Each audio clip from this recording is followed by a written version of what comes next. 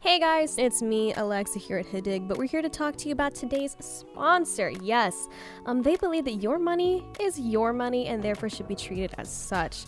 So Chime is here to offer their services as an award-winning app and debit card with no hidden fees or monthly minimums. It's like, duh, you should keep the money you worked hard to earn in the first place. What are some of the most common bummers about traditional banks? Overdraft fees, ATM fees, and waiting days to get your money transferred or deposited. With Chime, you can overdraft up to 100 in debit purchases with SpotMe without a fee. Now, you should never be purposefully overdrafting, but life happens and that protective measure is there as an option to help you. You can also get your money, whether it's paychecks, benefits, tax returns, or that stimulus check, up to 2 days earlier with direct deposit. And that's on getting your money faster. Join millions on Chime. Sign up, takes 2 minutes, and it doesn't affect your credit score. Apply now at chime.com/howdid. That's chime.com/howdid. Chime is a financial technology company.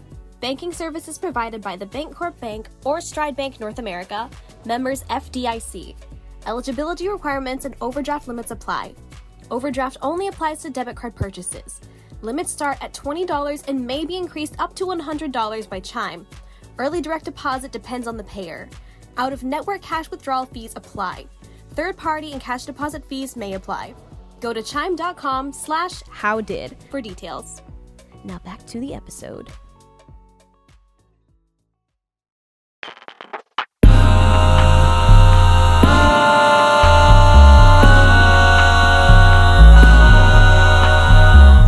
Did I get here? Huh? Hello, welcome back to HDIGH, where we live our best lives on the internet, come out on the other side knowing more, but not feeling all that much smarter. And once again, we have the lovely and effervescent Diane with us on the mic today. Yeah, I'm not Jay. And that's okay sometimes. We gotta rip off that Band-Aid for you right now. I am not Jay. Jay's a busy man. He's doing busy things. His hair is red. He's going so fast, his hair's on fire. Okay. With that said, yes, make sure you subscribe to us on Spotify or Apple Podcasts and leave a review. Check out our youtube.com/divepods for the full-length episodes of the podcast. Oh my gosh, Diane, what are we talking about today? Because I know this is a subject near and dear to your heart. Yeah, so actually I'm the one who came up with this topic because I was asking myself, why do I hate my selfie? Yeah. So have you guys ever been low-key feeling your look? You know, you turn on the camera for a selfie, be like, other people need to know about this. And then you look at the picture and you go, no one can know about this. Precisely. Nobody can know about this photo. No one can know that this exists. Oh, man. But have you had that moment where you're like, in the mirror, I see myself and I'm okay with this. And then someone else either takes a picture of you or you go in for a selfie and you're just like, what is happening? Exactly. Yes. Exactly. And it's so unfortunate because, I have a lovely, hardworking staff that does my hair and makeup for things. And, I want to show that off to the world. I want to show it off because they do a beautiful job. But sometimes I look at myself and I'm like, an alien.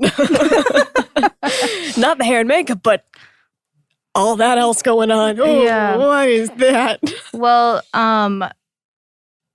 I looked it up and we're going to obviously go into it, but the summation is that it's not our fault. Right, it's not. Okay, but how is it not our fault? So, hating your selfie, there may be a good reason. A new study says. This comes from the Washington Post.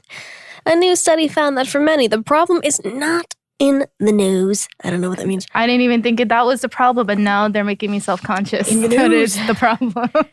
It's the distortion of the image created by the way they hold their smartphone cameras. Because you see, selfies don't work like mirrors. Instead, they're completely distorted, especially when it comes to the nose. So especially when it comes to the nose. According to new research published in the medical journal... You know that journal? Medical journal? JAMA, facial plastic surgery. Selfies make your nose look wider and thicker when it really isn't. And people like a smaller nose, apparently. Well, that is from the perspective of a plastic surgeon. There is no, objective, right, reason to dislike a wider, thicker nose, Love your nose. Selfie. Selanos. Selanos. Yeah. Boris Paskover, a facial, plastics, and reconstructive surgeon at Rutgers, New Jersey Medical School, and the study's lead author told CNN. So yes, once again, this is not Dive's beliefs. This is not Diane nor I believe. It's just coming from a plastic surgeon guy. Noses. The researchers looked specifically at selfies taken from 12 inches away, a common distance for someone snapping a selfie without the assistance of a selfie stick. Not the assistance. I don't know why I said it like that. Assistance. Yeah, assistance. What means is acting up. I call him an assistant producer. Sometimes reading is very hard. Reading is very hard. In a selfie taken from that distance, men's noses appear 30% wider and women's noses appear 29% wider than they actually are. What is the 1% missing from women? I don't know. We're just so slim. We're just so skinny. We're just so dainty. So fragile. Our nose has to be one less than men's. Happy International Women's Day. International Women's Day. Okay, go. A photo taken from the standard portrait distance of 5 feet, meanwhile, has no discernible distortion. Wait, 5 feet's the standard portrait distance? I did not know this. Oh, yeah. Well, we're not professional photographers. No. I'm sure there's some industry standard that exists, but Pretty sure. basically, it's just because of the way we're holding the camera at such a close distance, because when you really think about it, you don't stand in a mirror the way you hold a phone. Exactly. You know, like an inch beneath. You know how you take a selfie? You know how you take a selfie when you're just holding it? Just here. It's like, yeah. Anyway, but yeah, the way you see yourself is not the way you tend to hold your phone while taking a picture. Plus, with these newer phones with multiple cameras and whatnot, these newfangled contraptions, you can always do the zoom out camera, the zoom in, and that distorts everything. Oh. My legs will look a mile long, and it's I am only 4'11". Every phone that comes out, and they're we can take, we can see your pores. I don't like that. And I was like, no. The grainier, the better. I want, filters. What is it? There needs to be MySpace potato filter. Yes. We all looked stunning back then. We looked so nice with the webcam filters. We looked so good. Everything's so blurry. That's so just, good. What is it? Yellow light down angle in the bathroom. With the... That's me at my prime. I wish everyone could see me in that way. The world must know about Diane. Share some pictures. Oh. Why do my selfies look so weird? This comes from Gizmodo. Selfies are usually taken with a wide-angle lens which expands space, distorting the image to get everything in. This works great for landscapes, but not so much for your faces. You wind up with a bigger nose or a bigger forehead. This is why selfies are often taken at an arms extended as far out as they possibly can get or with selfie sticks. The closer the camera is to your face, the more pronounced that distorting effect is. Distance minimizes it, but the distorting effect is still there and it makes our faces look unfamiliar, which can be disturbing.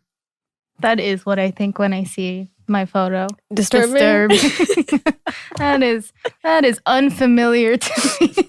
That is disturbing. Oh, God. Okay, well, here, I'll take it over so you have a break. Go ahead. All right, lighting is also important. Most Instagram influencers have a good intuitive lighting sense because they're walking around constantly with their camera seeing what looks good. But there's actually kind of a science to it.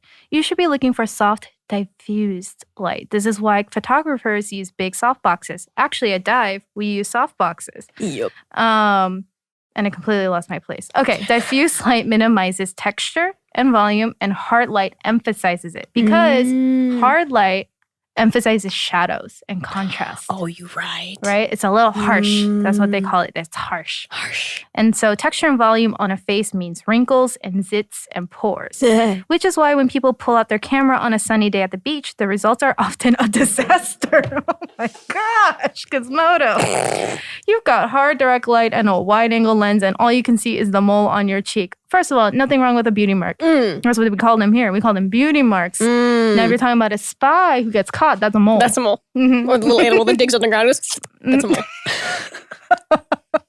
I don't have an idol image. Oh my gosh. Okay. Well, this is very true. So I also had to take a semester of photography back in university. And they said, people think, oh, it's so blue and sunny outside. Let's go take pictures. What you want is a cloudy day because the clouds think of that as your soft box, but outside, and you'll be much happier with those photos. Hey guys, sorry for the brief interruption. It's me, AleXa, here at HDIGH, but we're here to talk to you about today's sponsor. Yes, they believe that your money is your money and therefore should be treated as such. So Chime is here to offer their services as an award-winning app and debit card with no hidden fees or monthly minimums. It's like, duh, you should keep the money you worked hard to earn in the first place. What are some of the most common bummers about traditional banks? Overdraft fees, ATM fees, and waiting days to get your money transferred or deposited. With Chime, you can overdraft up to 100 in debit purchases with SpotMe without a fee. Now, you should never be purposefully overdrafting, but life happens and that protective measure is there as an option to help you. You can also get your money, whether it's paychecks, benefits, tax returns, or that stimulus check, up to 2 days earlier with direct deposit.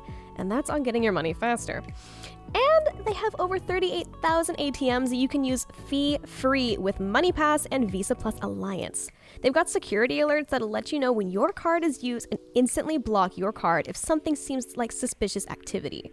When you sign up for the required Chime spending account, you can enroll in an optional savings account and grow your savings automatically with 0.5% annual percentage yield. That's actually 10 times the national average. Join millions on Chime. Sign up takes 2 minutes and it doesn't affect your credit score. Apply now at chime.com/howdid. That's chime.com/howdid. Chime is a financial technology company. Banking services provided by the Bancorp Bank or Stride Bank North America, members FDIC. Eligibility requirements and overdraft limits apply. Overdraft only applies to debit card purchases. Limits start at $20 and may be increased up to $100 by Chime. Early direct deposit depends on the payer. Out-of-network cash withdrawal fees apply. Third-party and cash deposit fees may apply. Go to chime.com/xxx for details. Now back to the episode. Okay, and so your selfies may look weird because when you're looking at a selfie, you aren't just looking at yourself. You are looking at yourself looking at yourself. This engages with the uncanny because this selfie gives you access to your own double. Have you seen the movie Us? Yes, the rabbits. Yes, it allows you to see a version of yourself that is usually reserved for other people, the unreversed real self. See, this is going into what I was gonna talk about before we started recording. But the thing is, with selfies and with mirrors, when you look at yourself, you are used to seeing your reflected image. You are not used to looking at you like, like as is. So it makes you wonder, other people feel this hatred when they see me. Exactly. I mean, and you this just anger. No, and then there was this like trend that was going around on TikTok. It's like when people reverse the image. Yeah. And like that, it made me sad to see it because some people felt so insecure about their own faces whenever they saw the unreversed image. But it's like, at the end of the day, even if we hate our selfies, somebody finds us beautiful at the end of the day. That is very true, guys. I've had a boyfriend. So you need to take hope in that. Yeah, no, for real. I think you have to take solace in that. I know that sounds like self-deprecating, but you got to be like, someone, I like you. There you go. I like you. I like you. I like you. I like you. I like you. I like you. Don't talk to me, but I like you. Yes, yeah, moving on. You look better moving, is what Forbes said. Well, thank God I'm a dancer. Okay, so according to new research by psychologists at the universities of California and Harvard, most of us succumb to the frozen face effect in still photos, and it's not very flattering. Robert Post, the study lead, and his colleagues made their findings by asking a handful of participants to rate how flattering or attractive 20 people looked in 2-second video clips in 1,200 static frames taken from those clips. The faces were consistently rated as more attractive and flattering in the video clips than in the stills. And I suppose this is because when someone is moving, the brain captures multiple images of the face and averages them out across various positions. The more the brain captures, the greater the opportunity for the average of those images to appear appealing. So this is when you want to be average. Ooh, I guess. No, but you're right, though. I mean, I guess. Some of your better parts. Oh. And you know, I feel like that's why some people like, oh, this person videographs? That's a word. This person tapes really well, but they're not photogenic. Yes. Okay. This is, I think, I think it's pretty universal, but have you ever had a thing where like, oh my God, this guy is so attractive. And your friend's like, I want to see a picture. And you look at their Instagram and you're like, yeah. I can't find his Instagram. Like, yeah, what is this? And you're like scrolling for It's like, oh no, I didn't find it. And you're just on your calculator. But you're not doing that because you're like, oh, they're not that attractive. Right. And you want to find the most attractive photo. You actually are looking for the photo in your eyes actually accurately represents like what you saw in person probably, right? And so I've noticed that a lot where it's like, you know, some people are photogenic and that's actually a thing. It's like the more symmetrical you are, you're photogenic, which I guess, yeah, when you're frozen, you're very attractive. But that doesn't mean if you're not photogenic that you are not attractive. Right. Because the thing is, like, I know this happens for like a lot of people, but like, you know, maybe you know someone and they're pretty like average in photos, but then when you meet them in person, it's like, wow. It's like, wow. Okay. No, that's very true. It's like, I've had a friend one time being like, okay, this is the guy I'm talking to, but don't judge the pictures. You have to like meet him and there's like an essence of this person. So that's why, you know, which essence I feel like also just straight means personality, right? So just like, that is something that you can work on and actually control. So like, if don't get too caught up in the still image of yourself. Because at the end of the day, looks aren't everything. It really isn't. It's cliche to say it, but if nobody else is going to tell it, your internet mom's going to tell you, looks aren't everything and you are beautiful to someone regardless. Yes. So, yes. Thank you. You're welcome. I needed that. You're welcome, Diane. Diane, you're beautiful. Y'all can't see her face because she got a mask on, but Diana's beautiful. They couldn't handle it if I took this off. No, the world wasn't ready. You can't show off all the goodies for free, Diane. Like Sierra. Sorry. Okay, I need a break via song. All right, well, we're gonna rest your weary ears, as Jay would say, with my song, Never Let You Go, Ore Mañana.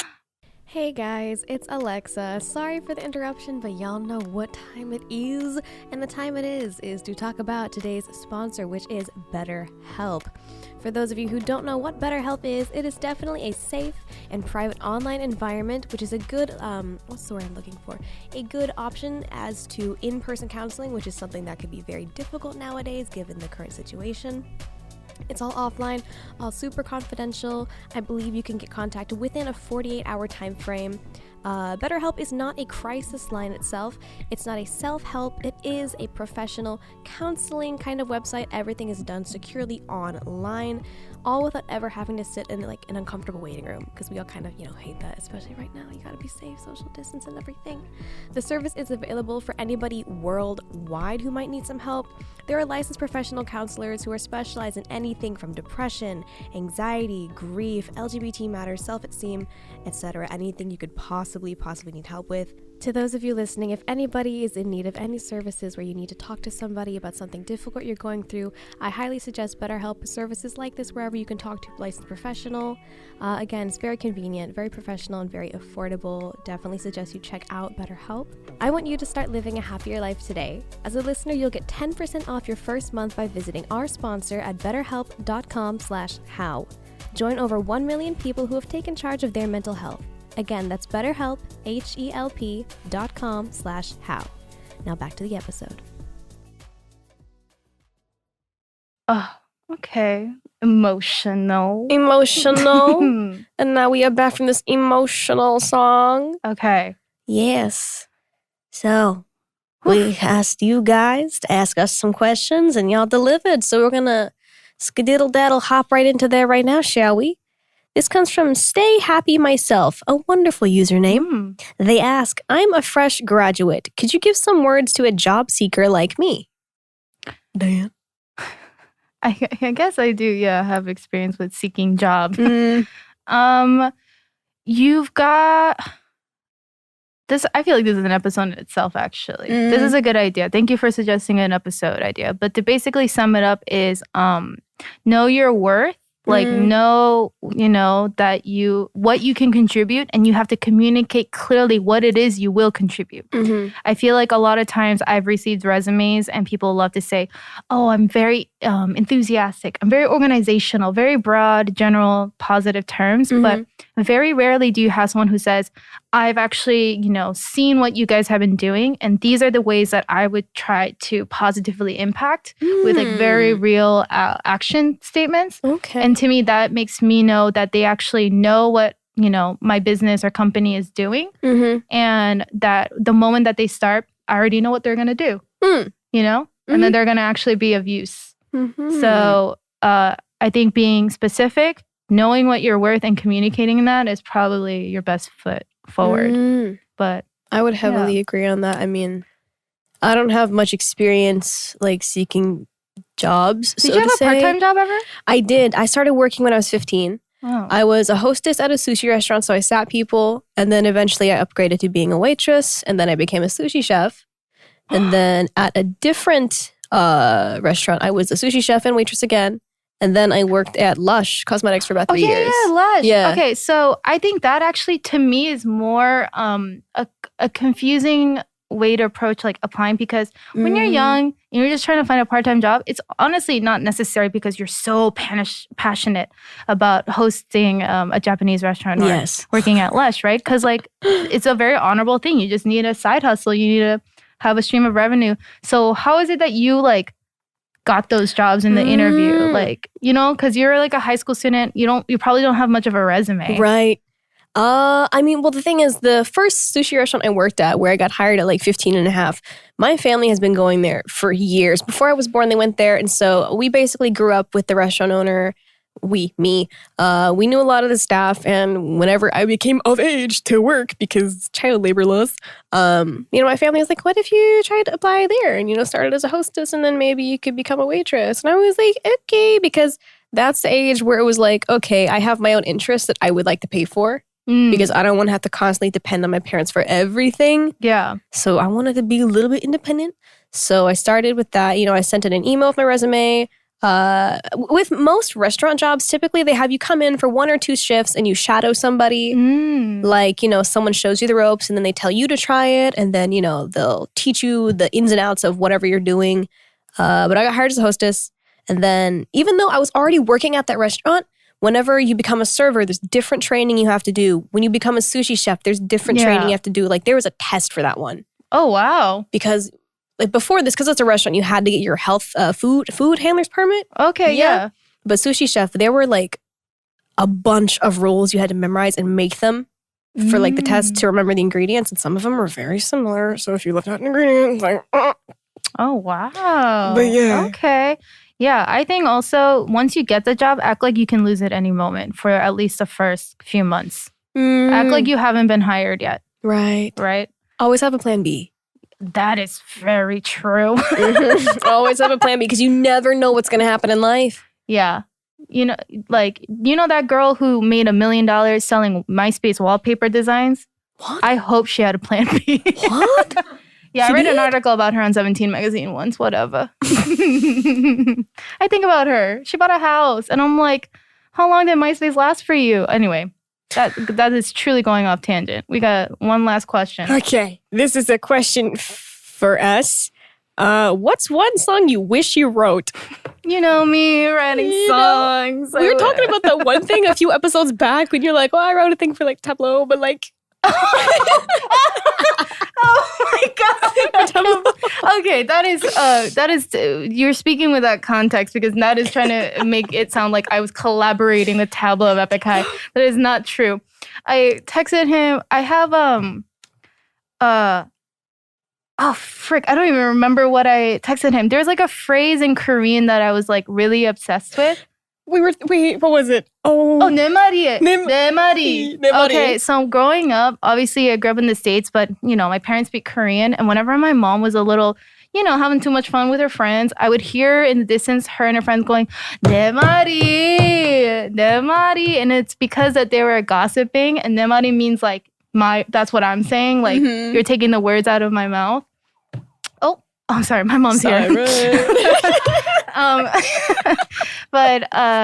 So I'm obsessed with saying that, and I remember thinking to myself, I was like, I wish I had like a hype up rap song. If back in the days of pre-gaming when that was a thing, it'd be like a fun song to like hype yourself up with your friends, like Nemari. And so I was like, Tablo, you're the only like rapper I know really that I can text this to. Can you make a song with Nemari? With this phrase and this kind of feeling? And we actually like talked back and forth about it. And I think he was 100,000% humoring me. Oh, darn. Yeah, I think he like reflects to how he probably speaks to how to like as a dad, being like, no, that's a good idea. Stop. No, you're so smart.